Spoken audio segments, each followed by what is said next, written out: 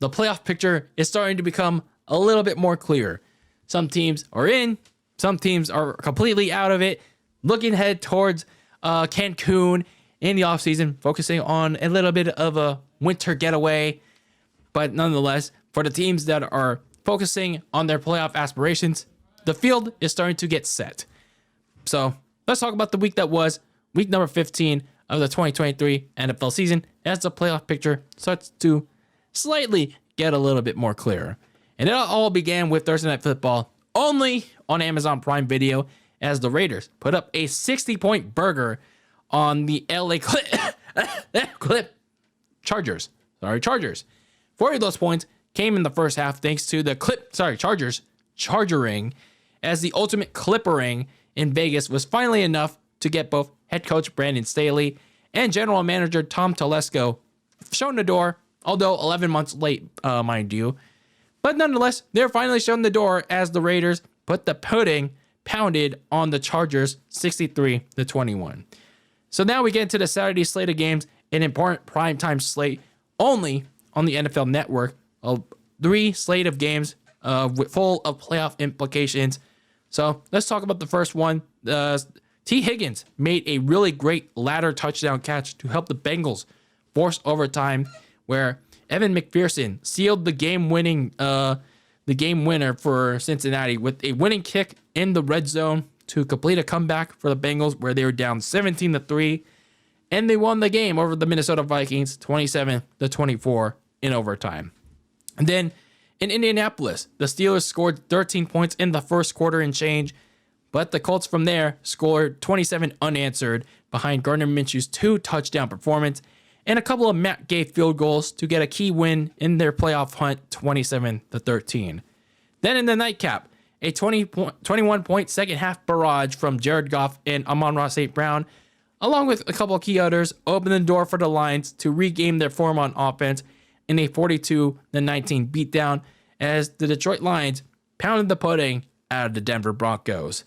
So, going into the Sunday slate of games, starting with the early morning portion, another bunch of games where the playoff picture was going to get even more shuffled, even a little bit more clear, as the Carolina Panthers and their kicker, Eddie Pinheiro, was dinero in the clutch, and also crushed the Falcons' hopes of staying alive in the NFC South title hunt, as Eddie Pinheiro kicked a game-winning field goal as the Panthers upset the Falcons 9-6, and once again dealt a big blow to the Falcons' hopes of staying alive in the NFC South.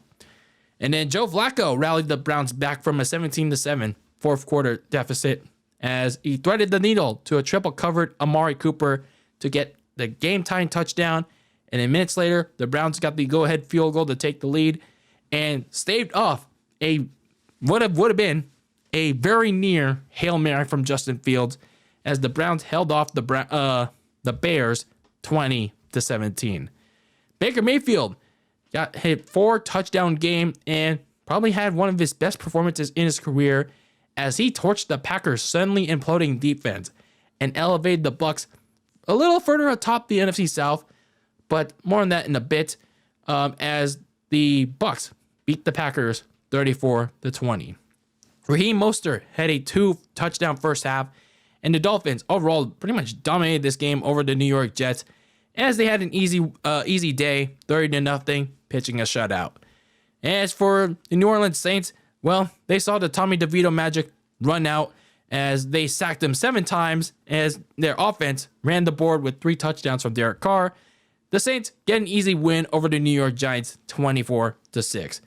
Texans fill-in starter Case Keenum got a late touchdown to Noah Brown in the fourth quarter for an eventual extra period, where Devin Singletary thought he was going to get the game-winning touchdown in overtime, but it was called back due to holding. So it was on their returning kicker, Kaimi Fairbairn, to get the game winner instead. And that's what he did at the buzzer beater. So the Texans saved their playoff hopes over the Tennessee Titans 19-16 in overtime. The Kansas City Chiefs running back Jarrett McKinnon threw and ran for a touchdown each, as the Chiefs sped past the Patriots 27-17. Going to the afternoon slate of games, Despite the Cardinals' best efforts in their rushing game, Brock Purdy and the 49ers offense once again were too much to overcome. They used a second half barrage to put the game out of reach, 45-29 over the Arizona Cardinals, to claim their second straight NFC West title. Matthew Stafford and the Rams jumped out to a 20-0 halftime lead. However, a QB change from Sam Howell to Jacoby Brissett jolted the Commanders into cutting that deficit 28-20 very late in the game. But the Rams managed to hold them off as they got the W.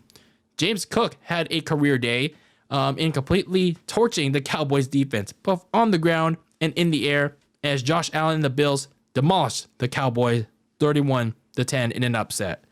And then you had the Sunday Night Football game of week number 15 as the Ravens rushing attack of Lamar Jackson, Keaton Mitchell, and Gus Edwards gashed that all-elite Jacksonville Jaguars, who had a lot of mistakes in this game, as the Ravens got a key win over Jacksonville 23-7. And then you had a pretty good Monday Night Football game as Drew Lock, he struggled for much of the night, but in nut-busting time, his cojones grew a ton. He led the drive of his life with a big touchdown to his receiver Jackson Smith-Njigba, with less than 30 seconds to go, as he got his team the lead. And on the back end of his defense, Julian Love secured the upset with his second yet most important interception on Jalen Hurts, as the Seahawks upset the Philadelphia Eagles 20-17. So those are your scores around the league. That was your recap for week number 15. How did your team do this week? How did your team not do? If they were competing for a playoff spot, let me know how they're at. And, well, if they're completely eliminated from the picture, well, at least they get to prepare for next year. So before we talk more about the playoff picture for this week, let's get into my winners and losers for week number 15. Starting with my winners, the Buffalo Bills. So for the Bills, they did pretty good for themselves this week. After coming off last week's clutch game against the Kansas City Chiefs, albeit a little bit controversial as well, but nonetheless, they dominated this game. They leaned more on the rushing attack with James Cook, as Josh Allen said. I mean, I was just the guy that showed up and all that. But no, really, this is kind of the missing piece that they've had for much of the season. They had it for a little while, but I'm not sure why they didn't go towards it. But nonetheless, James Cook had a really big rushing game against a pretty vulnerable Cowboys run defense. So I'm thinking, if they can lean more on James Cook, the defense can play like it did against the Dallas Cowboys. I know the defense has had a lot of injuries for Buffalo, but if they can repeat that performance and Allen can cut back on his turnovers, this could actually be a dangerous wildcard team. The only issue is all those tiebreakers, all those teams above them can make it difficult for the Bills to make it to the playoffs. But if they win out and hope that the other teams falter, this team could be very dangerous. And then the LA Rams. You have to hand it to them. Their depth pieces are contributing at the best time possible. The likes of Puka Nacua and Demarcus Robinson at receiver, their rookie tight end Davis Allen, their edge rushers Byron Young and Ernest Jones. They have been consistent contributors and positive ones at that in the Rams' latest string of wins. And they put up a tough performance on the Ravens on the road. So now you have the Rams who have all these contributors to help out their big three and Matthew Stafford, Cooper Kupp, and Aaron Donald. And also don't forget, Kyren Williams is also finally that running back that the Rams were hoping for. So now you have the Rams. They're suddenly this threatening bunch in the postseason race, like this quiet bunch at that matter. So if they make the playoffs, you kind of don't want to sleep on them, and that includes my team as well. And now for my losers, the Dallas Cowboys. I guess we could say it's kind of obvious that they've once again rode the wave of what's now a mediocre win streak against very bad teams, other than, one good win to show for it, that being the week prior. And now you followed that up with a complete dud on the road in Buffalo. I mean, they were a bad road team for much of the season, that being the Cowboys. Because just look at it. Dak didn't play like the MVP that everyone thought he was during their win streak. And the run defense ended up being the biggest weakness. that could be further exposed when it matters most. But at least for the Cowboys, the silver lining is that the Philadelphia Eagles lost 2, but if they want to win the division, both of these teams are now tied again. The Cowboys can no longer screw up. They have no more margin for error. They have to win these next set of games against the Dolphins and the Lions, and then you have the Commanders as well. But you have no more margin for error to lose these games, especially considering the Eagles have a much easier schedule than you. So no more margin for error for the Cowboys from here on out. And then you have the Jacksonville Jaguars.